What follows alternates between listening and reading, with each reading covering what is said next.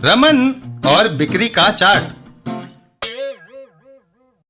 एक दिन दफ्तर में। रमन बाबूजी, आपको बड़े साहब ने बुलाया है। ओए रमन, अंदर जा रहे हो तो बुड्ढे को दिवाली के बोनस की याद दिला देना। केबिन के अंदर। रमन, क्या कंपनी की सालाना बिक्री का चार्ट लाए हो? बिल्कुल सर। लीजिए, इस बार कितना बोनस दिया जाएगा सर? चार्ट बता रहा है कि इस साल हमारी कंपनी की बनाई हुई वस्तुओं की बिक्री बहुत हुई है। हर कर्मचारी को 15% बोनस दिया जाएगा। धन्यवाद सर। तभी नर्स, तुम? सवेरे रमन हमारे क्लिनिक में आया था। वह गलती से अपना बिक्री चार्ट छोड़ गया और एक मरीज के बुखार का चार्ट ले गया। चार्ट देखते ही, है हमारी बिक्री इतनी कम, इस पहली को तनख्वाह नहीं मिलेगी रमन। हैं?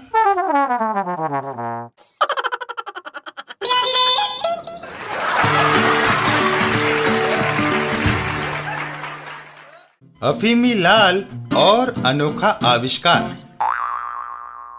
मशीनी लाल पेशे से एक योग्य इंजीनियर है। हमेशा मशीन की तरह उसका दिमाग चलता ही रहता है। छुट्टी के दिन भी घर खाली नहीं बैठता।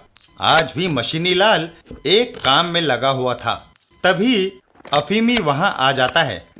मशीनी भैया, आज सुबह से ही काम में जुटे हो, क्या बना रहे हो? मेरे प्यारे दुलारे अफीमी भैया, तुम्हारे सोने के लिए मैं एक विशेष प्रकार का पलंग बना रहा हूँ। तुम्हारे लिए मुझे बहुत चिंता रहती है। ये सुनते ही अफीमी लाल की बाँछें खिल गई।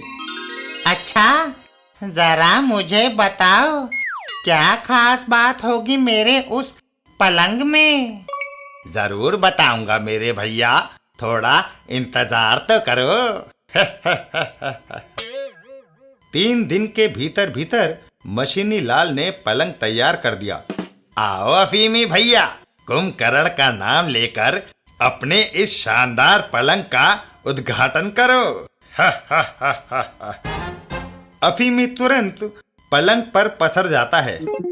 बोलो, महाखराटेबाज कुंभकर्ण महाराक्षस की जय। तभी अफीमी लाल चौंकता है। भैया, ये भी तो बताओ कि इस पलंग की विशेषता क्या है? इस पलंग में विशेष टाइमर लगा हुआ है। ये सुबह ठीक 6 बजे तुम्हें जमीन पर पटक देगा। आए।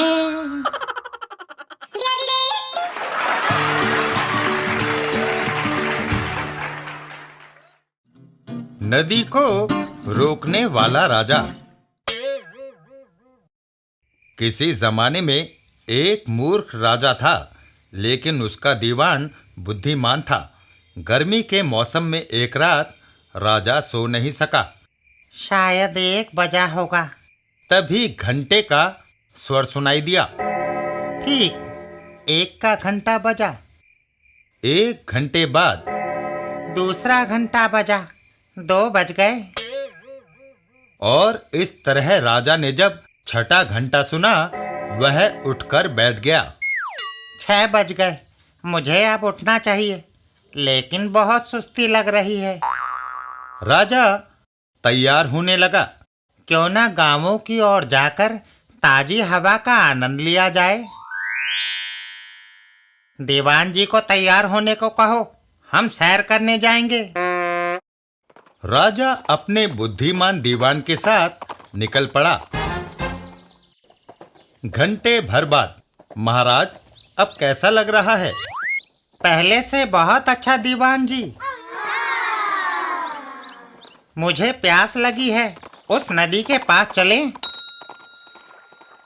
नदी के पास पहुंचकर, इतना साफ और चमकदार पानी, यह नदी यहाँ से बहकर कहाँ जाती है? अपने राज्य के पूरब दूसरे राज्य में महाराज। हमारी नदी दूसरे के राज्य में बहती है, इसे तुरंत रोकना होगा। लेकिन महाराज। लेकिन वेकिन नहीं दीवान जी, यहाँ एक बांध बनवाओ। और बांध बन गया। नदी का बहाव रुक गया और पानी जमा होने लगा। पानी चारों ओर गांवों में फैल गया। बरसात में हालत बदतर हो जाएगी। इससे क्या?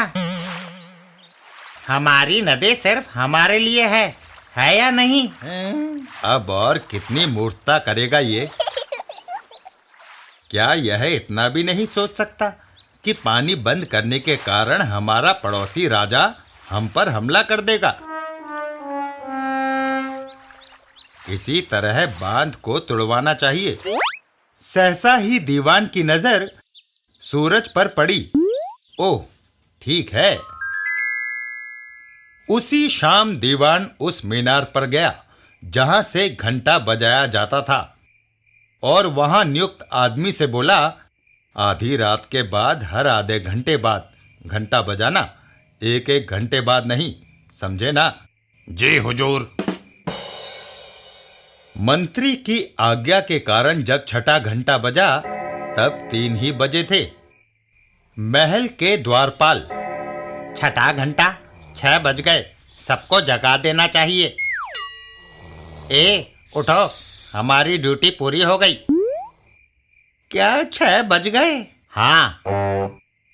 फिर इतना अंधेरा क्यों है? ठीक कहते हो, मैंने तो सोचा ही नहीं था। अब तक तो सूरज को उदय हो जाना चाहिए था। उसे जरूर कुछ हो गया होगा। सूरज को भला क्या हुआ होगा? मैं क्या बताऊं, हमें लोगों को सावधान कर देना चाहिए। ये सोचते ही दोनों द्वारपाल महल की ओर दौड़ पड़े। जागो भाई, जागो। सूरज को जरूर कुछ हुआ होगा। महल में आतंक छा गया। सेनापति राजा के कक्ष की ओर भागा। महाराज उठिए, बड़ी भयंकर बात हुई है। ओहो, 6 बज गए महाराज, लेकिन अब तक सूरज उदय नहीं हुआ। नहीं उदय हुआ? क्या कहते हो, सूरज उदय नहीं हुआ? नहीं महाराज, आप स्वयं देख लें। राजा ने बाहर झांका तो तुम ठीक कहते हो।